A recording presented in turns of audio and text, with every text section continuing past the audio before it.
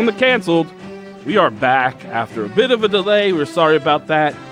Scheduling snafus and hospitalizations got in the way. There was an amputation. Yeah. So what? I know you cut off a big chunk of your finger. Yeah. Knife or like? It was a dull Y peeler. Oh, the worst. Yeah, I was making an Aperol spritz, and it was a very like oily orange, and it just slipped, and at a diagonal cut off like a good centimeter tip on a diagonal. Yeah. I've like peeled a chunk off of my finger before. Yeah. It hurts so bad. Yeah, and because it's your fingers, there's so many capillaries. It was crazy. Yeah. And like the angle at which it happened, like I was just like, this is a hospital thing. So Yeah. wrapped it up and went to the ER. Go get this fucking looked at by a professional. Give him a fake name. Yeah. We are back into Q.E.D. Now, Avery, it's been a minute. Yeah. Going back and watching these 2 episodes, has it rekindled your love for one Quentin Everhart Deverell? It has not. It's made me hate him even more. Just keeps getting worse. Meaner. The only one I like at all is Phipps. Yeah. Like, Phipps is a badass, but also they're making him into an idiot. Yeah. Like, at one point in the second episode, Sam Waterston's like, a small vial would be enough to kill all of Europe. And he goes, what's a vial? Yeah. What the fuck are you talking about? You're like around scientists all the time. You've seen anyway, we're jumping around a little too much. We'll get into episode 3, which I found myself siding with the villains mostly through this episode.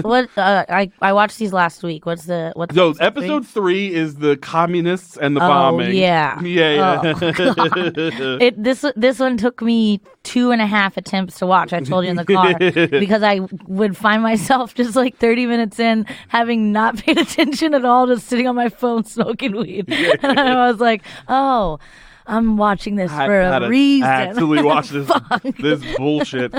Also, the episode starts, and I literally just wrote down these dudes look nefarious because they couldn't have looked worse if they were like tying a woman to a railroad track. They're just like the most evil-looking bad guys. By the way, it's 1912. Mm-hmm. So now I have a better idea of when this is supposed to be taking place, which feels too recent. You know what I mean? Yeah, but also, like, I mean, when in the first episode when we find out that Homeboy did the Titanic. Yeah. So the Titanic happened in April of 1912. So this is like, and it's like a little chilly. They're wearing coats and stuff. Yeah. So like the Titanic just fucking happened. The world is at a standstill. So wild. The world is at a standstill from the greatest tragedy. I for sure hadn't even put that together. It's like October. It's barely later. It just happened. That is so funny. And this dude's out and about bragging about sinking the fucking Titanic. That's so funny. So they plant a bomb they on something. I don't even not 100% sure what they're planting the bomb on. The bomb is like, it looks like a clock. It might as well have been a cartoon. It's the most like ridiculous. It might as well have been a metal ball with a fuse sticking out the top. It is it's really funny. Really goofy looking. They kill somebody though, which I think is our first actual death. Yeah. It won't be our last. That's what I was saying. And this one takes place on a train, right? No, that's the next one. Oh, the next one. This is the one where for whatever reason. So our man Q.E.D. is working on remote controls. So you can. What he's doing is he has poor Phipps riding his fucking bike internal, like a stationary bicycle, which is supposed to be generating the electricity to then, disconnected with no wires, power a machine that is making a cup of tea poorly, I might add. And it's like, well, and even Phipps is like, well, I'll just make it the way my grandmother made it. And he's like, oh, that extraneous human labor. This dude is about to die. You have a man about to have a heart attack. When he could just boil some fucking water with some fire. Make a goddamn cup of tea. And there's the first scene, they're at some like scary like coal mining place. Well, yeah, they go to that place.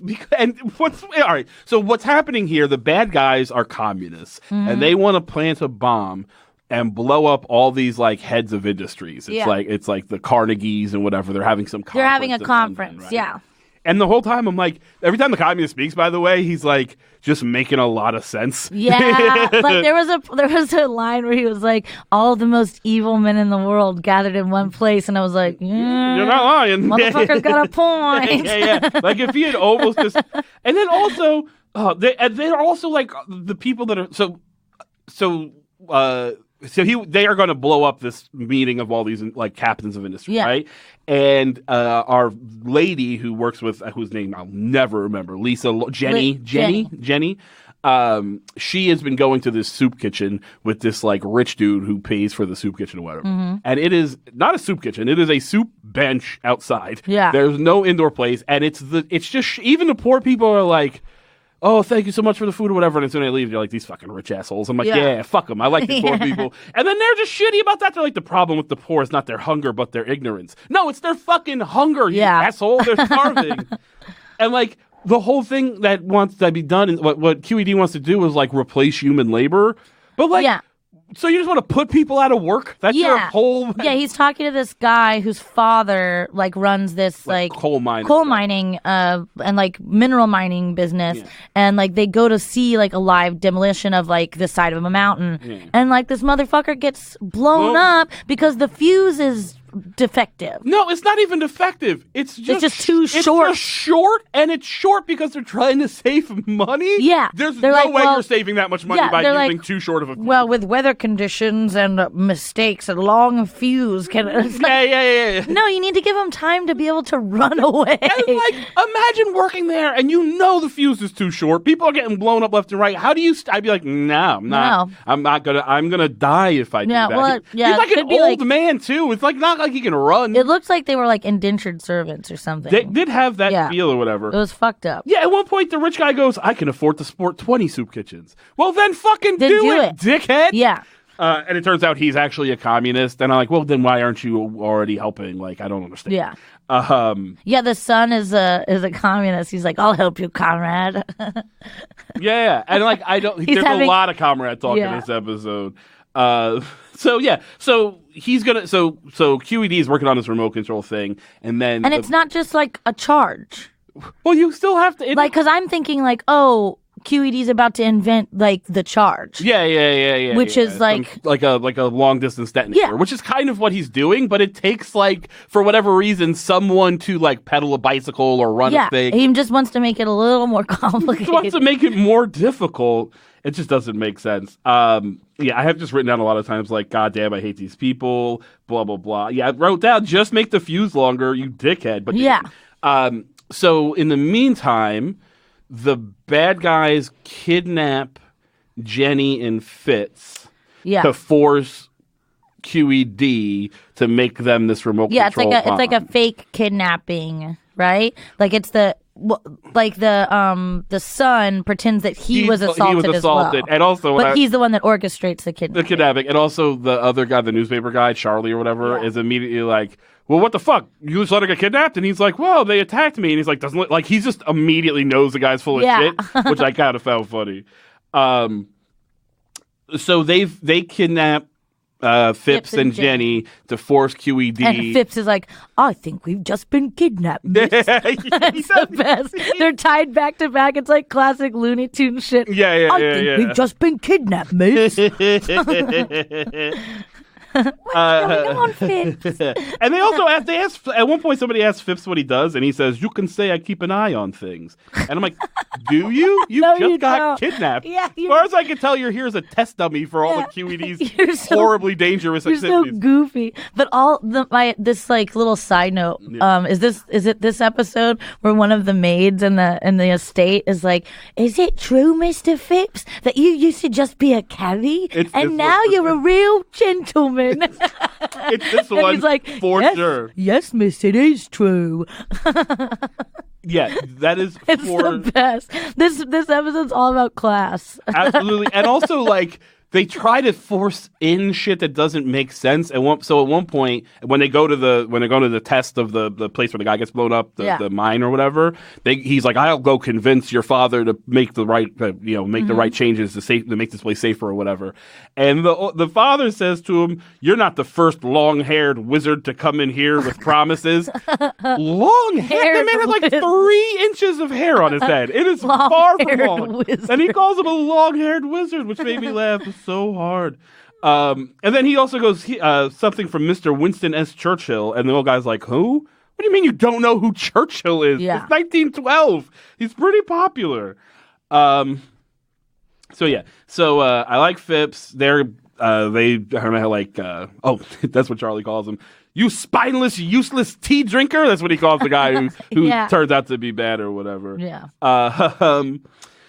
So Q.E.D. is now being forced to go plant this bomb at this convention or whatever, right?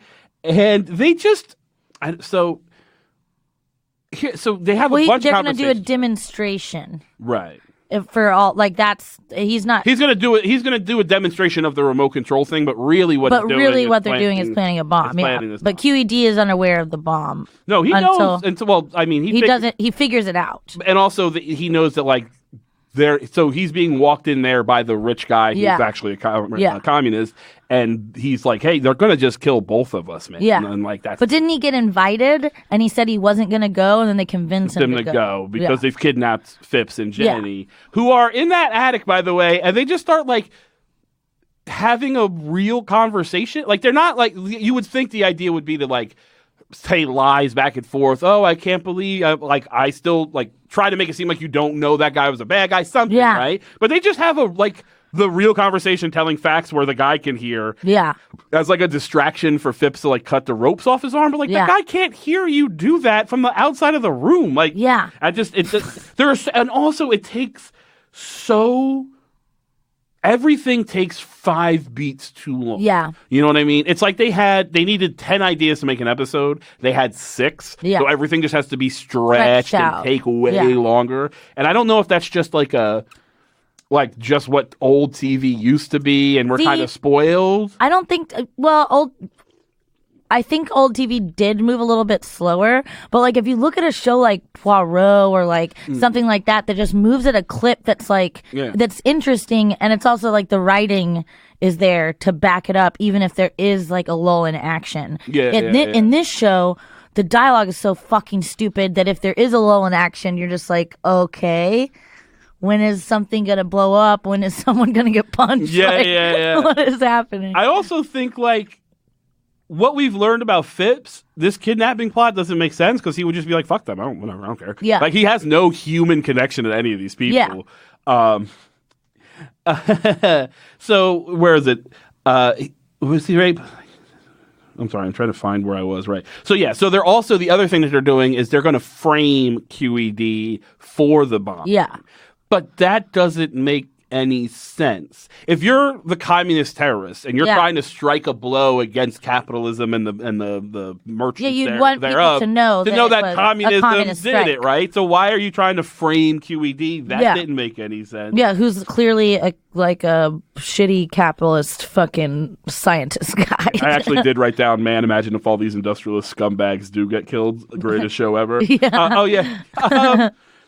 So then they never explain why the rich guy is a communist. Yeah. Why the rich guy, the son, is actually his turn and he's with the communists. I think he turned against, he rebelled against his father and he's that's what it is? Yeah. Yeah, just didn't, I guess. Yeah, I guess. They don't make any effort Maybe to be he hates his father so much and hates the evils of what his father has done that he was swayed by communist literature. I would buy that if he was ever sympathetic to the poor people, which he's not. And if he was that thing of I could afford 20 soup kitchens, but he just makes no effort. Yeah. There should be something to show him doing that to then explain why he's willing to just murder a bunch of people. It just doesn't make any sense. I also want. Oh, he says you feel that bourgeois sense of loyalty is what the guy says to the main bad guy says to Q.E.D. And I'm like, no, he doesn't. Like, no, he doesn't give a shit. He doesn't like those people. He doesn't care. I mean, it's fine. Like, but also, I want more Phipps. Like, I want his past to be more mysterious. Like, every so often we get a little glimpse of Phipps, like, oh, he can, like, in the first episode, he speaks German or he could do whatever. It's more fun, and he was in jail. Like, it's way more fun if every so often you find out this, like, oh, I can, fucking pick locks or whatever whatever the weird skill is that he could do. That would be fun, but they've cut that off by doing a thing of, like, he was just a taxi driver and now he's a gentleman or whatever. Yeah. That annoyed me. That a bourgeois sense of loyalty, like, isn't solidarity and like being isn't that like 100%? The whole point like of the pillar of communism? The whole point of the bourgeoisie is they're not loyal to anybody. This is such bad writing. It's really dumb.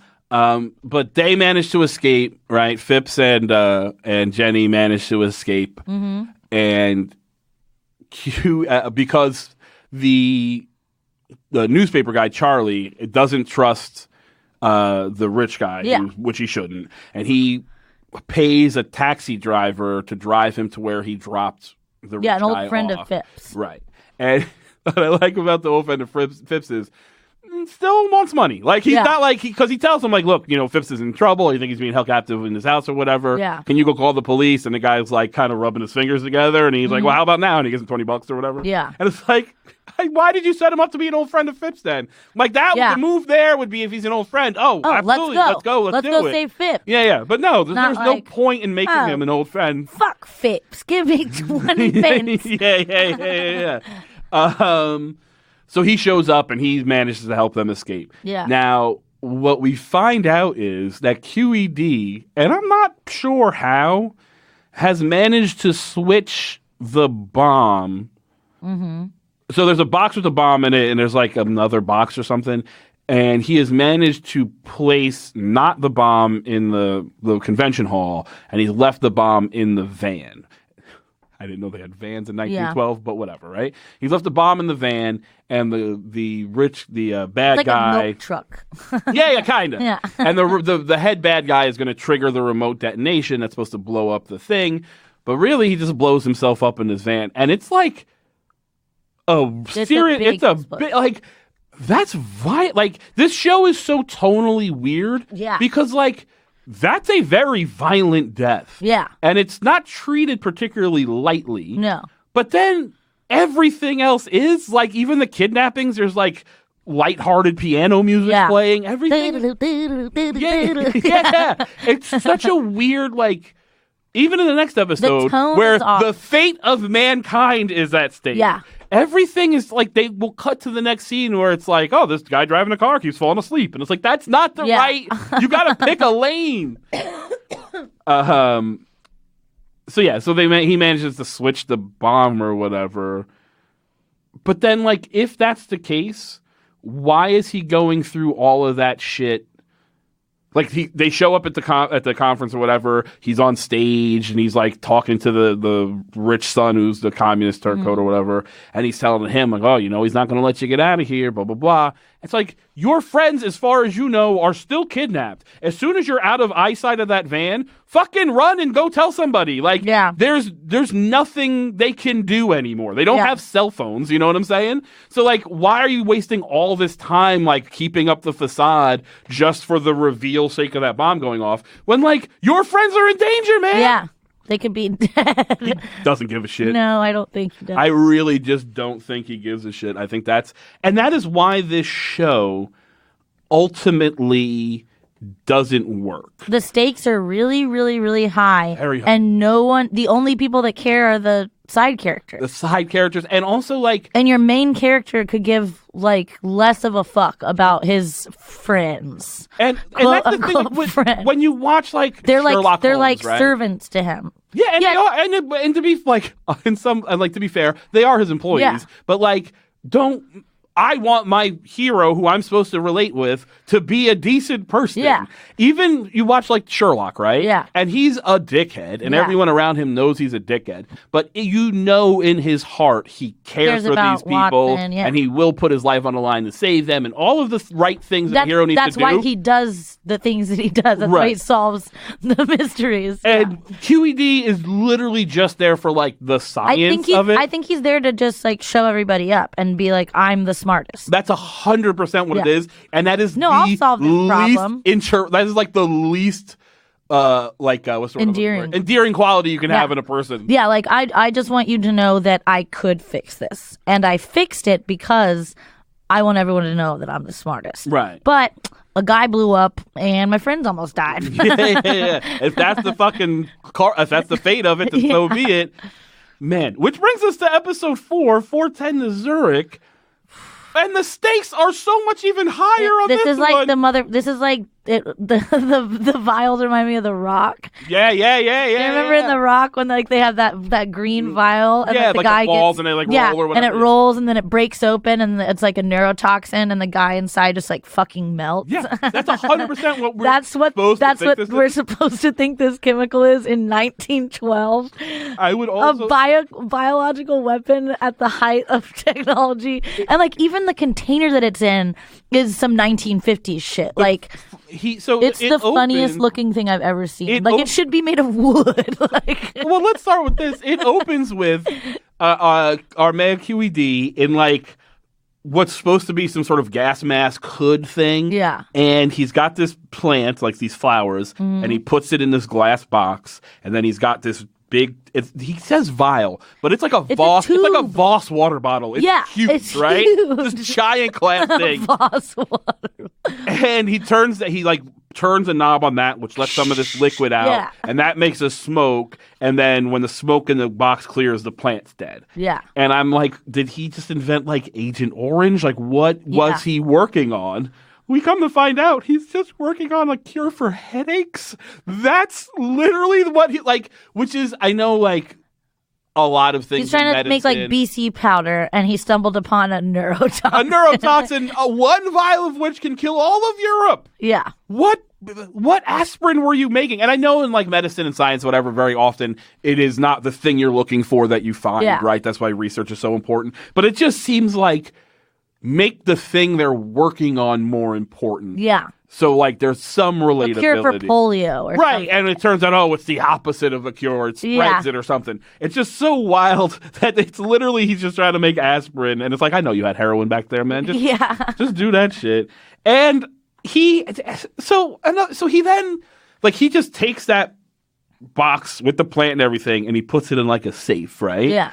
And then he gives his notes and whatever to Phipps and tells him to burn them. Yeah. And I'm like, well, there's got to be some way of, I guess there's not a way of destroy. We find out they can't destroy this stuff. They can't, like, because it'll be released in the atmosphere. Right. Which I guess. You think you could put it like in a vacuum or I don't know. Whatever.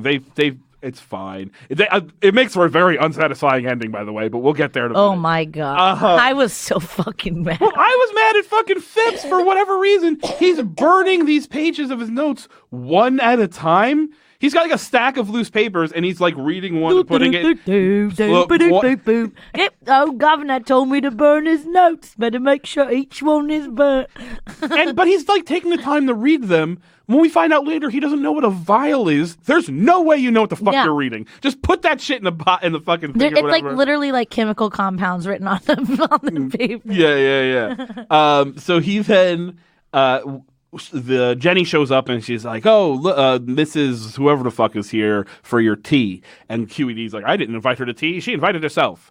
And I'm like, again, you're just a dickhead. Yeah. Just go have fucking tea with this lady. Obviously, you don't. And like when he shows up, he's all like flirty and nice. Yeah. And I'm like, well, that's why she thinks you had fucking plans. Yeah. You're nice to her, you dickhead. Like, We find out later she's bad, but like, whatever. Yeah. Also, I liked her because she shows up with this notebook and she's like, "This was my late husband's work. He was like a botanist or whatever, and he found a way that if you take these mushrooms that people think are poisonous and you cook them in a very special way, you get fucking high." Yeah. Like the literature is like it gives a sense of whimsy. There's not shit. It's not medicine, right? Yeah. She doesn't say like, "Oh, it's a cure for something or whatever." No. It literally Like, just you get it fucked gets you up. Fucked up. And he's like, and what's wild is Devereaux immediately sends Jenny out to the woods to pick the fucking mushrooms. They're just gonna get all fucked. He's like, let's go. Let's do it. It's such a wild choice. Yeah. Because they're like literally just gonna go get fucked up on mushrooms. It's such a funny choice. Oh, that actually genuinely made me laugh. And it's so short. It's like not in the rest of the story. No. It's just one moment where it's like, I got the afternoon. Let's get fucked. My dead husband found these mushrooms. You want to get lit? Yeah, and he does. Yeah. Immediately. So while this is happening, Charlie, the newspaper reporter, is driving up with this guy. Like, he's got some sort of accent. Who knows what kind of accent it's supposed to be. I think he's from Holland, but I can't tell. And the guy's all the accents are really bad. They're all just vaguely Western European. Yeah. It could be German. It could be whatever. I have no way to know. And he's like, why do we have to go see the doctor so bad? And he's like, look, I told you it's a matter of life and death. So please be putting the foot down or whatever, like shitty but faux accent he's using. So they pull up to the house and there's already a sniper out there, which was just wild. Because I don't know how whatever. So there's already a sniper in the woods, and the sniper shoots the guy, the Dutch guy or whatever. This whole next part is insane. So he shoots him in his back, but he's not dead. He's dying, right? And they bring him into the library, and they lay him on the couch, and he's saying like, "Oh, it's a matter of life and death. You have to go see Dr. Rep or whatever the fuck his name is," and he can't get the words out. And then the lady with the mushroom book is like, "Excuse me, doctor, I was a nurse in the Boer War," and then she just doesn't do anything. Yeah. It's such a wild like she doesn't do anything when if she's such a nurse, she doesn't do anything when they bring him in. Yeah. And then when she's like, "I was a nurse," she just sits down and looks at him, and the guy says two more things and dies. And then she goes, she doesn't touch him. She just kind of leans her head in and she goes, "I'm afraid he's dead." That's it. And no one gives a fuck. Yeah. They leave his dead body on the couch. They come when he comes in with his bullet hole in the back. All they do is put a coat on him. Yeah. They don't put not even a blanket. Nothing. They just drape a coat. And you're in a him. passenger train where they definitely have bedding and it's shit. It's so weird. They put a coat over. They don't put a towel on the bullet hole in his back. The amount of because this is 1980. It's whatever. There's not blood isn't a fit. They're not going for realism, but the amount of blood that would just be pouring into this fucking couch that they leave his body on for the remainder of this episode. They tell fucking Charlie, so the doctor basically says, "I've been working on this headache cure that actually turns out is this horrible, deadly neurotoxin with this other doctor in Holland, and this man who's been shot is that guy's assistant.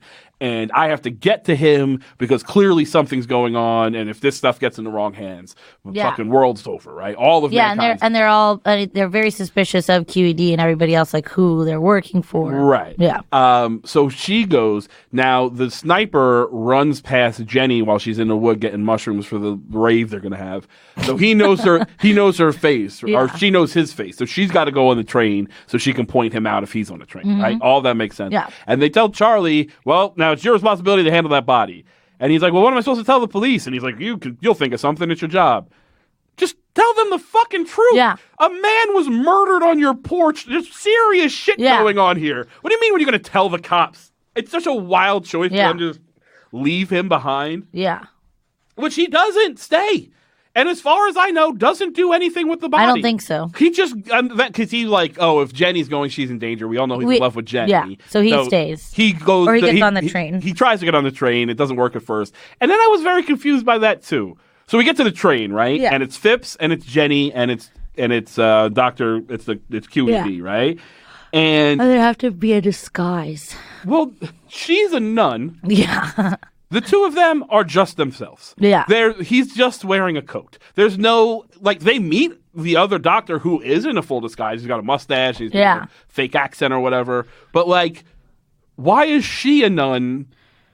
For her to be in a disguise, you also have to be in a disguise. Otherwise, it doesn't work. Yeah. Because if they know you, they'll go, oh, well, then that's her in the nun costume. Yeah. It's just so fucking dumb.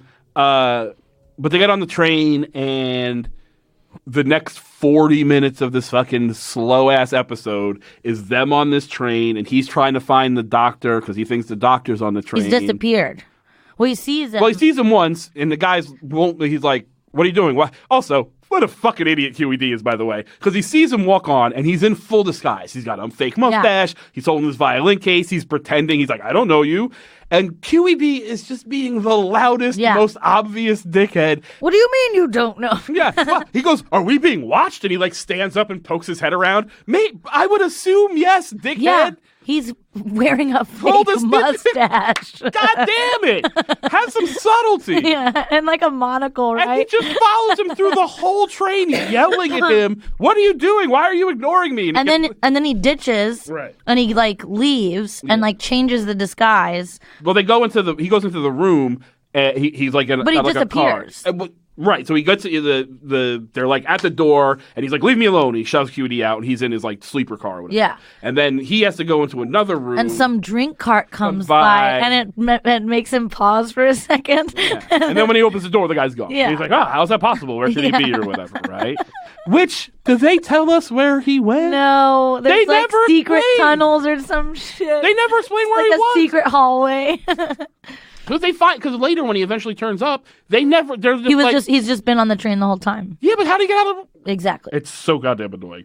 I do like this is happening, and then there's going to be a stop. They're like getting to a station, and he tells Phipps to like go search for like anything that could be hiding a person. Yeah. And he stops this nun with a big suitcase or whatever. Big trunk, and he says that there might be a bomb on board. But Phipps is just pretending to be a cop with a bad German accent, and he's just like, I am a police officer. There is a bomb on board. And she's like, oh no, a bomb. Well, yes, you must check.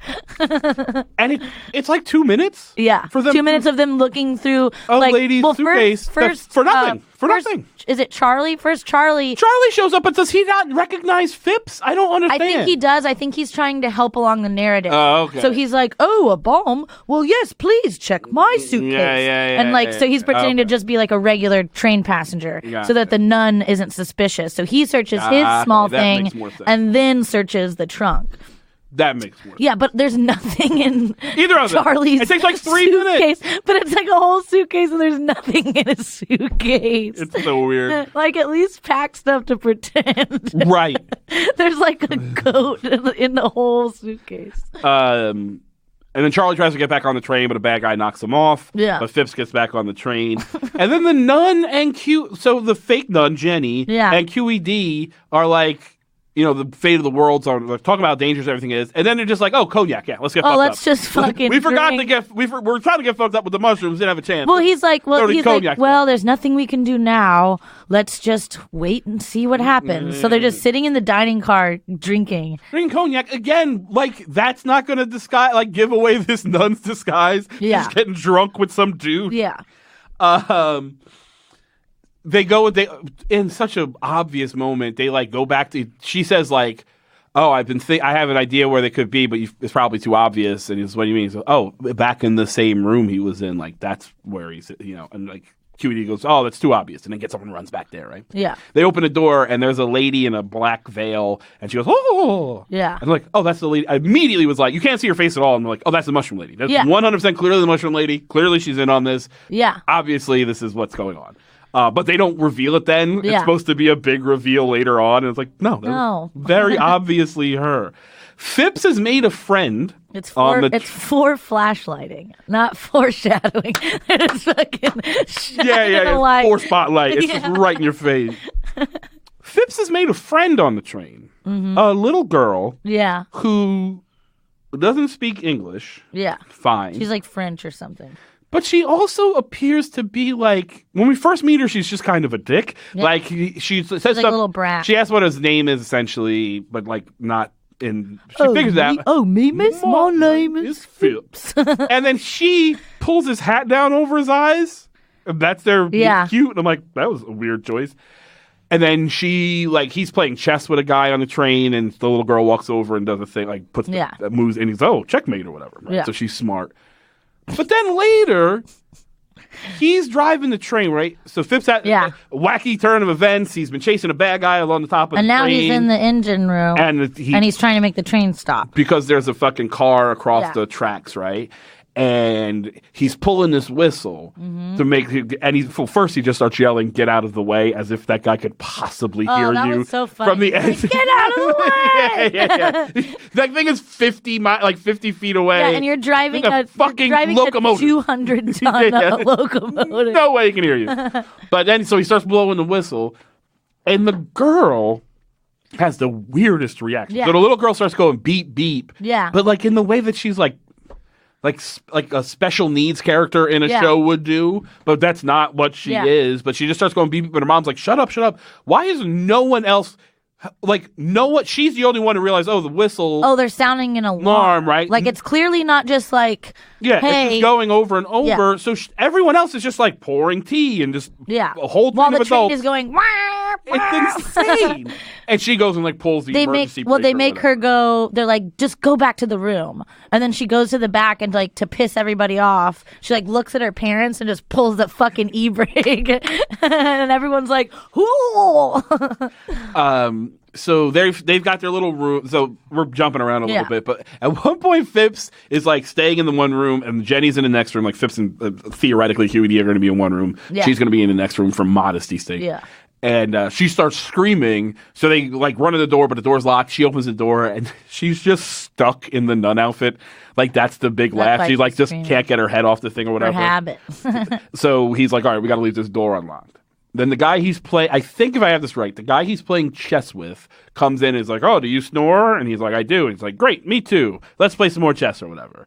And then that guy, I think, is one of the bad guys who then, when Phipps is asleep, tries to attack Jenny because he's the guy that shot the dude, and Jenny knows his face, right? Yeah, and he knows that.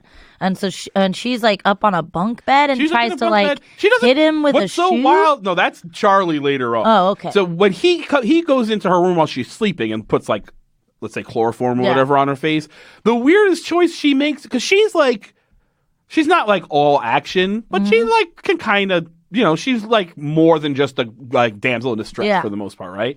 She makes no effort to fight him off. She screams, she balls up her fists, and then she just keeps screaming. She doesn't even try to hit him. Do this. It's ineffective or whatever, but like pound on his chest or something. Nothing. Makes no effort. She just screams into this thing till she passes out. And then in a very weird moment, so Phipps wakes up, they fight a little bit. Phipps is chasing off after a different bad guy, and now Q.E.D. is fighting the guy who just chloroformed her. And Q.E.D. we have known to be a fighter, right? He's got kind of like karate skills. He's like can do judo or whatever. He punches that dude in the stomach, hurts his hand. The guy like completely shakes it off, and then just like pushes Q.E.D. against the wall, and it completely knocks him unconscious. Yeah. And for a split second, I was like, "Is this guy a robot?" Yeah. It felt like he's just like the punch to the stomach having zero effect from a dude we know. You have to set that up, right? Because we know Q.E.D. to be a good fighter. Yeah. So you have to let us know this guy is some sort of uber fighter. Yeah. Because otherwise, I'm like, well, what the fuck just happened here? It was just so weirdly done. There's a big chain chase, or Phipps is running along the top. He does manage to throw the bad guy off. Meanwhile, Charlie has paid some fat guy to drive all night with him following the train, right? Yeah. And they keep cutting back to him with this gag where the fat guy's fallen asleep. Yeah. And he's like, "I paid you to stay awake now," whatever. And he's like looking at the map, and he's like, "Oh, we've got to cut them. Like, we need a shortcut so we can catch up or whatever." And the fat guy's falling asleep, and then he pulls out 10 pence or whatever, and then the fat guy wakes up, and they cut with that many times. It's like 3 or 4 times. And then they get to the spot they catch up to the train. Well, they catch up to the train, but the bad guy's just been thrown off the train by Phipps. Yeah. And he goes, "Stop, I just got thrown off the train by a madman." And Charlie's like, "Tell me about it. Get in, buddy." And now he's with the bad guy. Yeah. They are now broken down. I don't know why I guess Charlie has parked them in front of the train or whatever. Well, there's a guy. There's a because it's like a second car. I think that's there's a second car. There's like a chauffeur that's in the car, but like he turns out to be bad too. Right, because I think he was sent there to stop the train by dun dun dun Stephen Kilkiss. Yeah, I wrote it down. He what did he say? He says stop yelling. He says this is what Q.E.D. says. This man is Stephen Kilkiss, one of the greatest forces for evil in the world. Yeah. He's a terrorist for hire. He's a lot of things. Yeah. Don't make him sound so fucking esoteric when you describe it. He does shit for money. Yeah. So the mushroom lady shows up. She's got a gun. Turns out in cahoots. She was the backup person to kill the guy that got killed at Q.E.D.'s house if the sniper didn't do it. Yeah, right? and she's also a genius. She's also see what I kind of.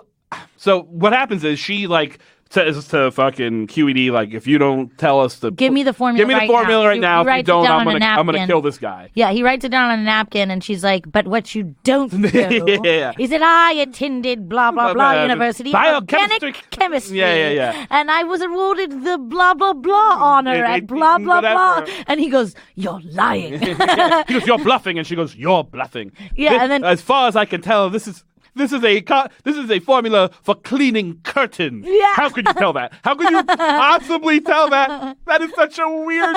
Like this is a ordinary cleaning chemical or something. Curtains specifically. Such a weird thing to say. What's been going on is that the other doctor, who also simultaneously discovered this bad, this neurotoxin, whatever, has been tricked by Stephen Kilkiss into believing that he's been talking to this other Nobel Prize scientist who is going to, they're going to meet together and they're going to destroy his sample or whatever, right? But he's also paying him £10,000 as an endowment for his lab or something. Yeah. And Stephen Kilkiss, under the guise of this dude, has convinced the other doctor that Q.E.D. is bad, that he's working for the government or whatever, right? Yeah, so he's like, who did you really work for? And he said, I work for myself. What are you going on about? But in all actuality, he knows that there's something fishy about the sale or about handing over this formula, but he's going to get so much money for his lab, he doesn't fucking care. Which is insane. Like, you can see the shame on his face. For sure you can. But then also, he says to Q.E.D. at one point, he's like, he basically says, I thought maybe like he could convince me that you were working for the Secret Service or whatever. And he goes, me in the Secret Service? And you believed him? Yeah, I guess. Why the fuck not? Yeah. Like, I don't know you. Yeah, and he's the one that's going to give me $10,000, not you. And there are so many. So, like, there is a very long sequence of Q.E.D. and the other doctor being held at various gunpoints, right? Yeah. She's holding them at gunpoint for a while. She's holding them at gunpoint when the train brakes slam on. No one tries to go for the gun at any point. Yeah, and the gun never goes off. And there are so many opportunities to go for the gun. When she walks through the door, and then she like lifts her veil, and she goes, "Oh, how'd you recognize me?" And he goes, "I recognize the ring." And she like lifts her hand up to like prominently show the camera the ring. Yeah. Just grab the gun. Grab the fucking gun. You're a karate guy. It just made me so mad. She walks them off the train into the woods, which is where they find Stephen Kilkiss waiting for them. And the chauffeur gets caught, and he runs off into the woods to go help them. Right, and that's when Phipps gets off the train and sees the chauffeur. That's when Phipps sees that and is like, "Oh, they're in the back." Yes, so he runs off he goes off to the woods to save them. Because Phipps is the only one who cares about people. And Phipps is the only one that ever fucking knows what's going on and like has a solution. And he sneaks up behind them while they're all being held at gunpoint. Because Charlie and the fat guy who was falling asleep and the bad guy who they picked up pull up outside the train, at which point Phipps is like, wait, that's the fucking son of a bitch who tried to kill me. They tackle him. He has a violin. So the doctor is pretending to be a traveling musician, right? Yeah. But the neurotoxin is hidden in the violin case, right? Yeah, it's in the lining. So they're being held at gunpoint, and Phil Kilkiss says, give me the violin or whatever. And they toss it. And they do a little game of keep away. He throws it to Q.E.D. Q.E.D. throws it into the woods because he has seen Phipps back there, right? And they all point their guns at And the they woods, right? Yeah. At which point I'm like, grab one of the goddamn guns again. Like, they're not looking at you. Yeah. They go, you've got 10 seconds to come out here with that violin case. And you count to 10. And then somebody just starts playing the violin. Pretty well. Yeah. Pretty good violin. And we come up, and Phipps is just sitting on the ground playing the violin, right? And this is another reason why I got mad at this fucking show. When he goes to the car that's broken down and finds the bad guy and tells Charlie to hold him or whatever, he grabs this little like oil can off the car, right? Yeah. And when they finally find Phipps playing the violin. It's like a lubricator pin. Yeah. And he tells him, give me the violin or whatever. And he goes, is this what you want? And he takes it out. Yeah. And Q.E.D. is like, that you wanted the gun? There it is. One drop of that's enough to kill any living creature in 200 miles, right? Yeah. And we see Stephen Kilkus look at it, and it's just dripping. It's just literally dripping from the tip, and they yell, and then like the train whistle goes off, and they yell, Stephen Kilkus yells, "Get down!" And the bad guys all drop to the ground, and they stay there for so long. They just lay down. It's like they're playing Heads Up 7-Up. I would like to think, so Stephen Kilkus is arguably an evil genius, right? Why does he think that laying down is going to save them from a neurotoxin? They don't even do that. Yeah, they just lay down. They just lay down. They don't like put their hands over their head. Nothing. They're just laying there silently, and they don't look up. And everyone tiptoes away. The funniest move. They pick up the violin in the violin case and literally tiptoe into the woods. They might there might as well have been like an Elmer Fudd cartoon where the bush picks up and like tinkle toes along. Like they might as well have done that, and they just tiptoe back to the train and drive away. And they get on the train, and then everyone runs out slowly to catch them. And they are all on the caboose of the train, just like, ha, we did it. Yeah. And you still have guns. They never took the guns from you. They never took the guns away, and the train is only like 15 fucking feet away from them. It's barely moving. Run and catch up to it. It's so bad. If you're so evil, run. And he's like, I'll get you. You can still get him. He's right there. He's right there. You are armed. It is going so slow. It's a train starting. You know how slow that is in the 1900s? 1912. So slow. But yeah, they just get away on the train, right? And then they get back home or whatever, and they're going to take his sample and Q.E.D's sample. They lock it in like a steel case, and they're going to bury it in the woods or whatever, right? And she says something like, well, what about another evil? Basically said, if you both found it, then like whatever, anybody can find it. And he says, it's all there, Jenny, good and evil, for any man to find. What? That's it. They don't destroy. There's no closure. Yeah. They literally end on a gag where he looks at Phipps. He goes, all right, fill it in. And then it cuts to Phipps sitting in this giant pit he's already done all the digging for and now has to do the rest of the digging. And I'm like, fuck all of you. Grab a fucking shovel. No, Phipps is the only reason you're fucking alive right now. Yeah. It makes me so mad how shittily he treats Phipps. And you're just going to bury it? I mean... Lock it in like 20 fucking steel cases if you're going to bury it. Dump it in the middle of the ocean. Yeah. Right? You know what I'm saying? Encase it in concrete. Yeah. Dump it in the middle of the fucking ocean. Encase it in concrete.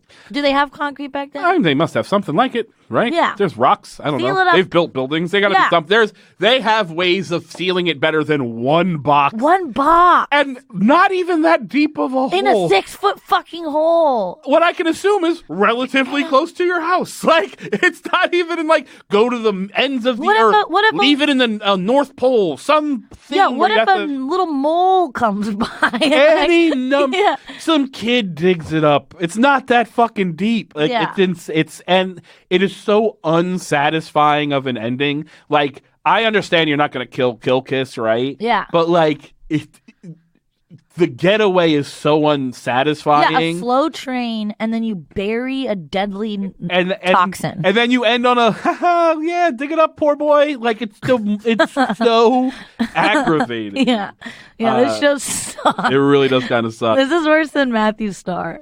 It is, because as bad as Matthew Starr is, there's so much fantastical elements to it. And it was so silly. Yeah, and it's silly, and like, it's pretty much silly across the board. Yeah. You know what I mean? Whereas this is like literally the fate of the world is hanging on your shoulders, and also it's dumb. Like you're 100% right. Anything you want to plug? This will be out tomorrow. I'm the Joke of Painting is doing a special event in March. On March 30th, we're bringing Eddie Pepitone to town. Nice. Yeah, so that'll be cool. Eddie Pepitone will be in town at the Joke of Painting. We're not going to make him do the Joke of Painting. Sure. Hey, legend. You want you want to doodle? Yeah. So we're not doing that. My album will be out soon, so just keep an eye out for that. And I guess we got an episode of the Christmas Pod coming out soon. If you guys want to listen to Avery and Adam's Christmas Committee, the podcast. Do all of that. What do I got going on? Friday this week, Friday the 7th, I'm doing a live High and Mighty podcast recording with John Gabrus at the North Door with me, John Gabrus, and Brian Garr. So come to that. That'll be fun. Hi. March 11th, I am hosting the Austin Music Awards. Voting's already done, but you can buy tickets online. It's a good time, so come out to that for sure. Me and Jackie Benson are hosting that. If you like the show, rate, review, subscribe. Please do those things on iTunes. It really helps us out. And we'll be back next week. Bye.